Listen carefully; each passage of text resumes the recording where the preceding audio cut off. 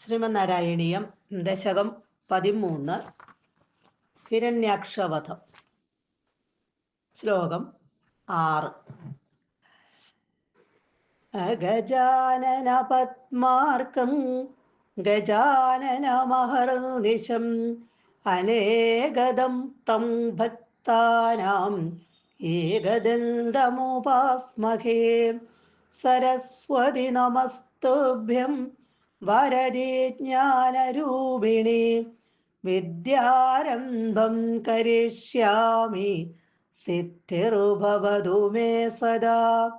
ഗുരുർബ്രഹ്മ ഗുരുർവിഷ്ണുർഗുരുർദേവോ മഹേശ്വര ഗുരുഃ സാക്ഷാത് പരം ബ്രഹ്മ തസ്മൈ ശ്രീ ഗുരവേ നമഃ. ഓം നമോ ഭഗവതേ വാസുദേവായ.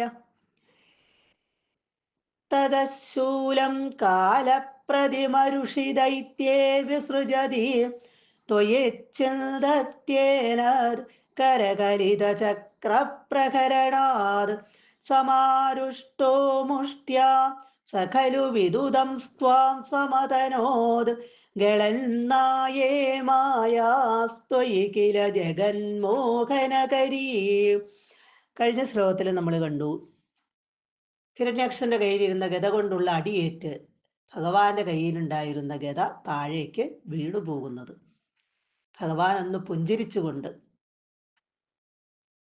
അസുരവർഗത്തെ മുഴുവനും നശിപ്പിക്കുന്നതായ തൻ്റെ സുദർശന ചക്രത്തെ മനസ്സിൽ ധ്യാനിച്ചു വരുത്തി ആ സുദർശന ചക്രത്തെ തൃക്കൈയിലേന്തിക്കൊണ്ട് അവിടെ നിന്ന് വിളങ്ങി. കാലപ്രതിമ,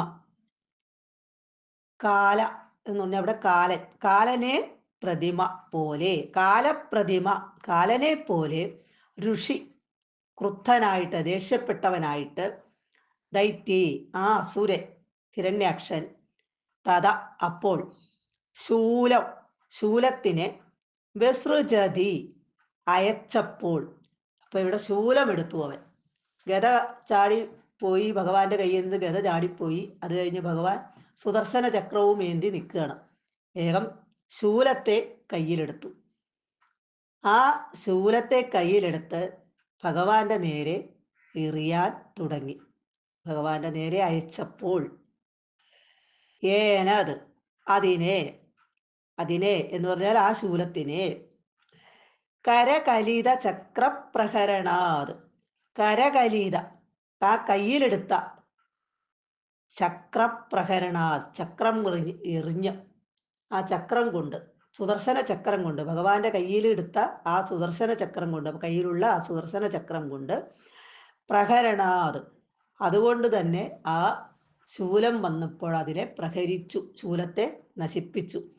ത്വയി ചിന്തതി അവിടുന്ന് മുറിച്ചു കളയുകയും ചെയ്തപ്പോൾ, ആ ശൂലത്തിനെ ഇവിടെ കയ്യിലുള്ള ചക്രമെറിഞ്ഞ് ഭഗവാൻ മുറിച്ചു കളയുകയും ചെയ്തപ്പോൾ സഖലു അവരാകട്ടെ സമാരുഷ്ട അത്യന്തം ക്രുദ്ധനായിട്ട് ത്വാം അങ്ങയെ മുഷ്ട്യ വിദുതൻ ഇടിച്ചിട്ട്, മുഷ്ട്യാം മുഷ്ടി ചുരുട്ടി ഇടിച്ച്, കൈ ചുരുട്ടി അവൻ ഭഗവാനെ ഇടിക്കാൻ തുടങ്ങി.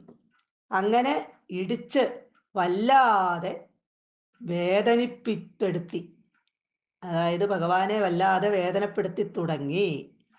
അതായത് ഓരോ ഇടി കൊടുക്കുമ്പോഴും ഭഗവാന് നന്നായിട്ട് വേദനിക്കുന്നുണ്ട് എന്നാണ് അവൻ മനസ്സിലാക്കുന്നത്. അപ്പൊ അങ്ങനെ ഭഗവാനെ മുഷ്ടി ചുരുട്ടി ഇടിച്ച് മുഷ്ട്യാ വിദുതൻ വല്ലാതെ വേദനപ്പെടുത്തി തുടങ്ങി എന്ന് മാത്രമല്ല, ഗളന്മായേ മായാ സമ്പർക്കം ഏശാത്ത, മായ തീരെ ഇല്ലാത്ത, ഏക്കാത്ത അങ്ങയെ തൊയ്യി അങ്ങയെ ഭഗവാന്റെ നേരെ ഒരു മായാപ്രയോഗവും നടക്കുകയില്ല. അങ്ങനെ ഉള്ള ഭഗവാനെ ഉദ്ദേശിച്ച് ജഗന്മോഹനകരി ജഗത് ലോകത്തെ മോഹനകരി മോഹിപ്പിക്കുമാറുള്ള, അന്ധാളിപ്പിക്കുമാറുള്ള മായ പല മായകളും സമതനോർക്കില കാട്ടാൻ ഒരുങ്ങുകയും ചെയ്തുവല്ലോ. ഇവനിവിടെ മായകള് ഭഗവാന്റെ, അതായത് ഈ ലോകത്തെ മുഴുവൻ മോഹിപ്പിക്കാൻ പറ്റിയ, അന്താളിപ്പിക്കാൻ പറ്റിയ, അമ്പരപ്പിക്കാൻ പറ്റിയ മായകള്, തൻ്റെ മായകള് ഇവിടെ ഭഗവാന്റെ അടുത്തും ഫലപ്രദമാകും എന്ന് കരുതിയാണ് അസുരൻ, ഈ മഹാമൂഢനായിട്ടുള്ള അസുരൻ, ഭഗവാനെക്കുറിച്ച് അവൻ എന്തറിയാം, അങ്ങനെയുള്ള അവൻ ഈ തൻ്റെ മായകളെ അവിടെ പ്രയോഗിക്കാൻ തുടങ്ങി. മായ ഒട്ടും തന്നെ ഏക്കാത്ത ആളാണ് ഭഗവാൻ എന്നവന് അറിയില്ല. അതുപോലെ അവൻ ഇടിക്കുന്ന ഓരോ ഇടികളും ഭഗവാനെ വേദനപ്പെടുത്തും എന്നാണ് അസുരന്റെ ധാരണ. ഭഗവാൻ ഓരോ ഇടി കൊള്ളുമ്പോഴും ഓരോ പൂവ് വന്ന് മേത്തേക്ക് വീഴുന്ന, ശരീരത്തിലേക്ക് വീഴുന്ന പോലെയുള്ള അനുഭവമേ ഉള്ളൂ എന്ന് ആ അസുരന് അറിയില്ല.